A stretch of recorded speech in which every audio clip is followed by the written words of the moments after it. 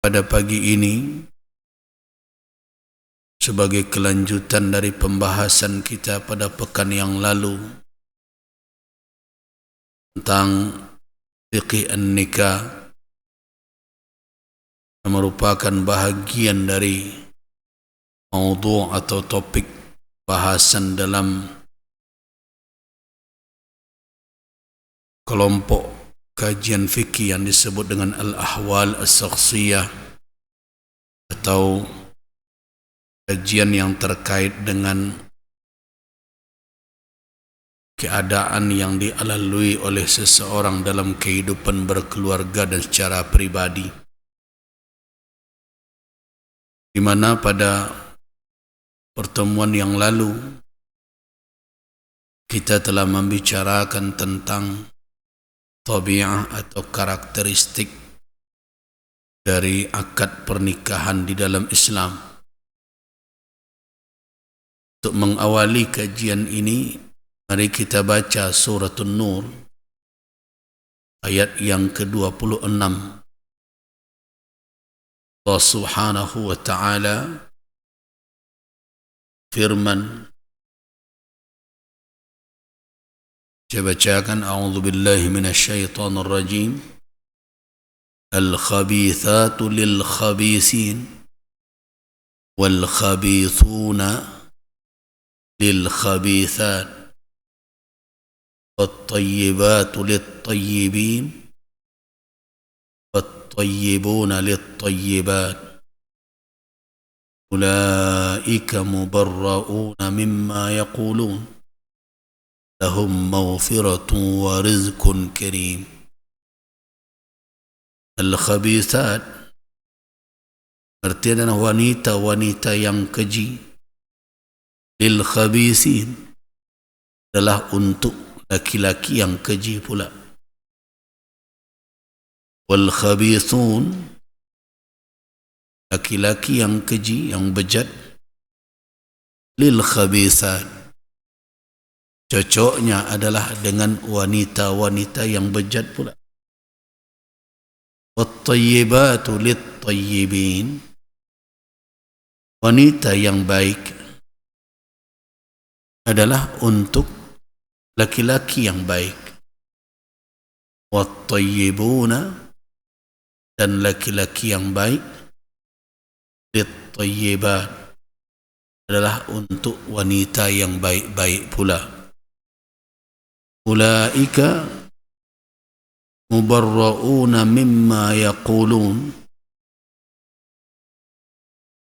mereka yang dituduh itu bersih dari tuduhan yang mereka katakan itu.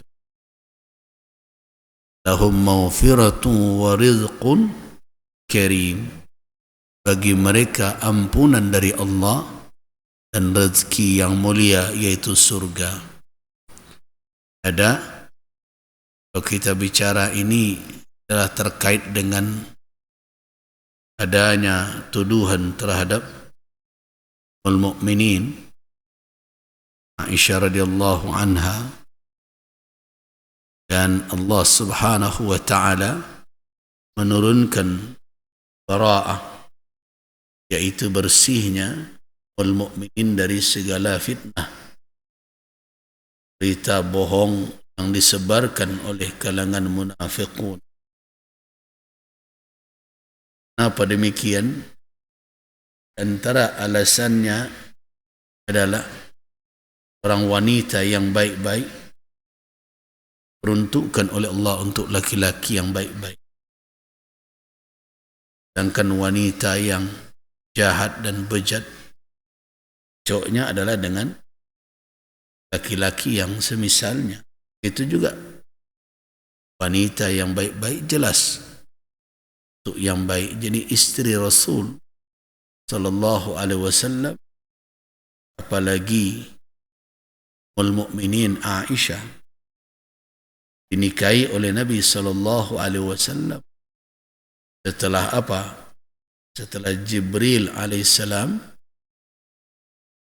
di dalam mimpi beliau, mimpi Rasul, memperlihatkan bahwa Al-Mu'minin Aisyah adalah istri beliau di dunia dan dia.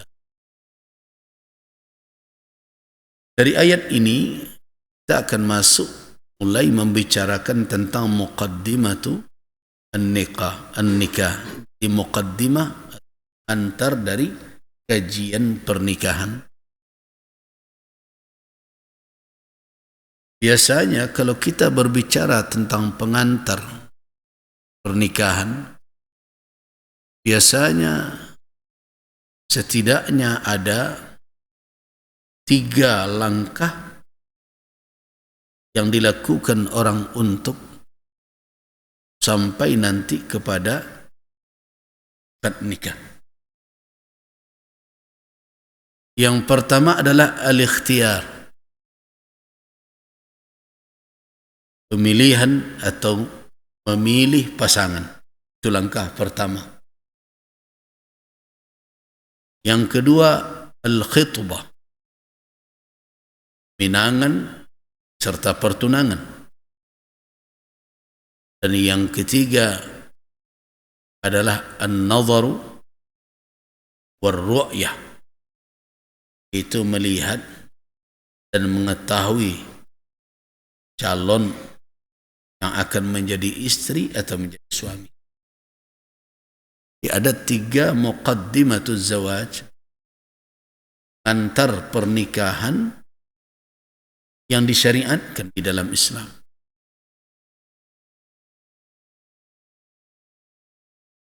Dan pengantar yang 3 itu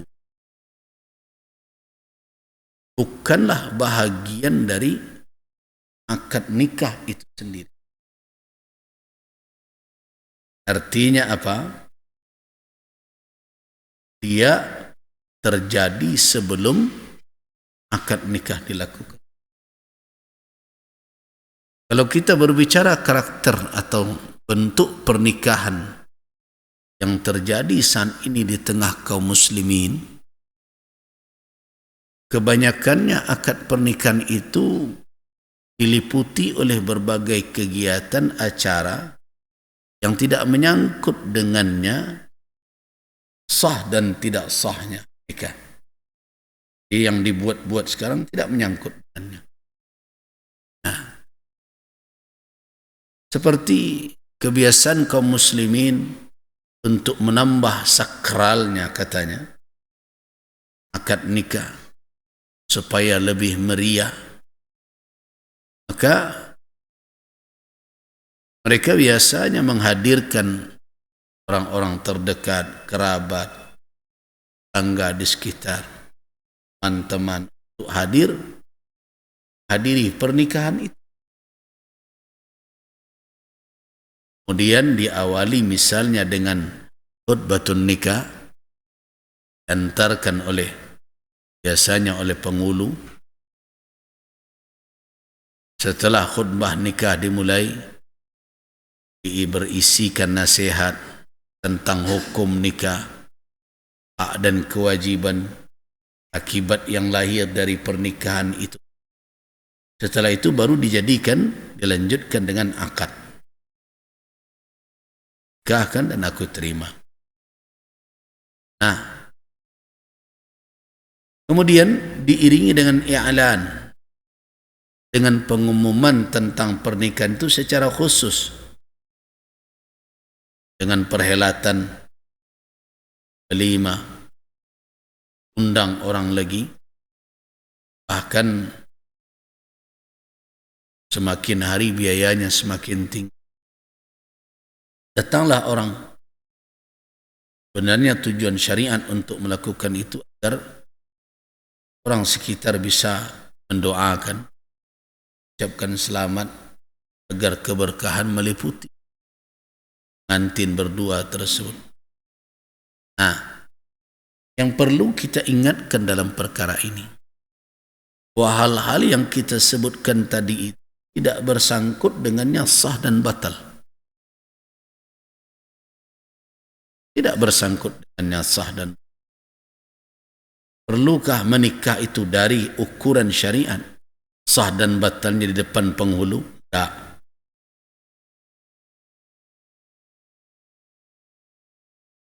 Apakah pencatatan nikah itu menjadi rukun dari nikah?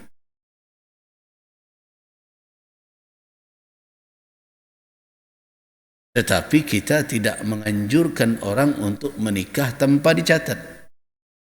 Di dua hal yang berbeda. Jadi kalau terjadi pernikahan tanpa pencatatan secara resmi, namun diingat pernikahan yang tidak dicatat itu terpenuhi rukun dan syaratnya, menurut ketentuan syariat, maka tidak ada alasan yang bisa kita jadikan sebagai pegangan bahwa nikah itu batal dan hubungan setelah itu haram. Tidak ada. Karena syariat telah menegaskan seperti apa pernikahan dilakukan di dalam Islam. Ada wali, ada suami atau yang mewakili keduanya, kemudian ada saksi. Setelah itu mereka lakukan ijab dan qabul. Ketika itu terjadi, walaupun tanpa dicatat oleh petugas, maka pernikahan itu adalah sah. Bahkan kalau ada yang berkelakar dengan cara seperti itu tapi terpenuhi syaratnya, ulama mengatakan nikah itu sah. Karena ada beberapa kelakar yang di dalam syarak azwuhunna jiddun wa jidduhunna jiddun.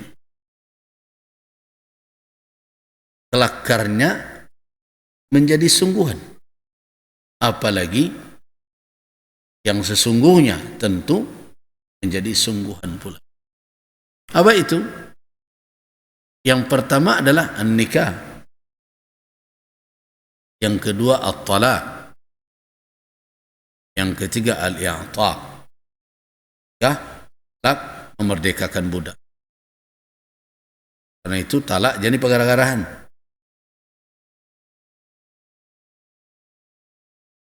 Dan jadikan bahan lelucon.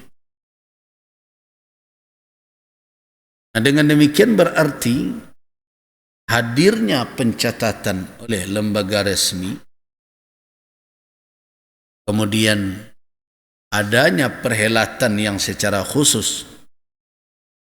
Sebab kalau dikatakan i'lan dan walimah di dalam syariat, bisa berlangsung hanya ketika akad nikah itu saja.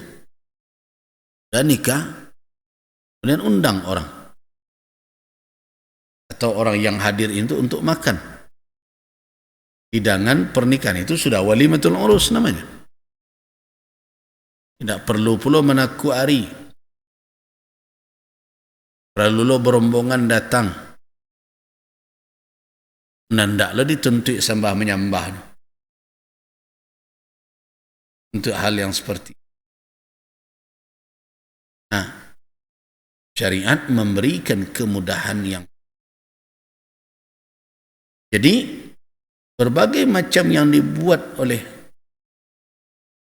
masyarakat tersebut, seperti wujub tausid, ya, kewajiban pencatatan uqud, akad nikah, zawaj, yang harus di hadapan tugas yang resmi, itu tak lebih hanya tradisi administrasi yang ditetapkan oleh negara. Jadi tidak bergantung kepadanya sah dan tidak sahnya. Hanya dikatakan walau tamma az-zawaju min ghairiha fala yakunu 'inda Allahi batila. Kalau terjadi pernikahan tanpa itu semua, akad tidak menjadi batil karenanya. Jadi hukuman syar'inya di akhirat tidak ada. Orang itu telah memenuhi.